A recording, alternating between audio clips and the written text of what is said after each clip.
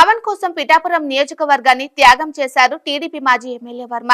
త్యాగం చేయడమే కాదు, పవన్ కోసం గట్టిగానే పనిచేశారు. భారీ మెజారిటీతో గెలిపిస్తానని శపథం చేశారు. దానిని నిలుపుకున్నారు కూడా. అయితే పవన్ గెలిచిన తర్వాత జనసేన కార్యకర్తల్లో స్వరం మారింది. సోషల్ మీడియాలో వర్మకు వ్యతిరేకంగా పోస్టులు పెట్టారు. అవి విపరీతంగా వైరల్ అయ్యాయి.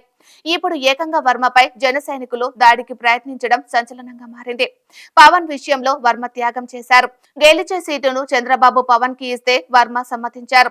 ఆయన గెలుపు కోసం విశేషంగా కృషి చేశారు.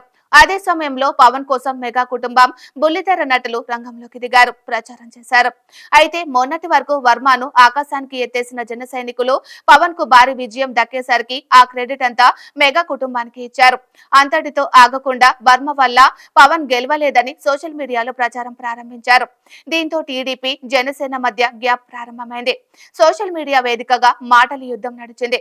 ఈ నేపథ్యంలోనే వర్మపై దాడి జరగడం ఆందోళన కలిగిస్తోంది. ఈ ఘటనకు సంబంధించి కొంతమందిని పోలీసులు అదుపులోకి తీసుకున్నారు. అయితే ఈ ఘటనకు దారి తీయడానికి కారణం మాత్రం వైసీపీ కార్యకర్తలను టీడీపీలో చేర్చుకోవడమే.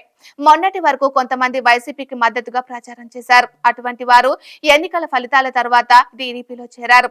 వారిని వర్మ సాధారణంగా ఆహ్వానించారు, పార్టీలో చేర్చుకున్నారు. జనసేనకు వ్యతిరేకంగా పనిచేసిన వారిని ఎలా చేర్చుకుంటారంటూ జన సైనికులు ఆగ్రహం వ్యక్తం చేశారు. శుక్రవారం రాత్రి విజయవాడ నుంచి పిఠాపురం చేరుకున్న వర్మపై దాడికి ప్రయత్నించారు. కానీ వర్మ త్రుటిలో తప్పించుకున్నారు. కానీ వర్మ వాహనాలు ధ్వంసమయ్యాయి. పవన్ కళ్యాణ్ కోసం సీటు త్యాగం చేస్తే పరిస్థితి ఇంతదాకా తెచ్చారని జన సైనికులపై టీడీపీ శ్రేణులు ఆగ్రహం వ్యక్తం చేస్తున్నారు. ఎన్నికల ఫలితాలు వచ్చిన 2 రోజులకే ఈ ఘటన చోటు చేసుకోవడంతో రెండు పార్టీల శ్రేణుల్లో ఆందోళన వ్యక్తమవుతుంది. దీనిపై పవన్ తో పాటు చంద్రబాబు ఎలా రియాక్ట్ అవుతారో చూడాలి.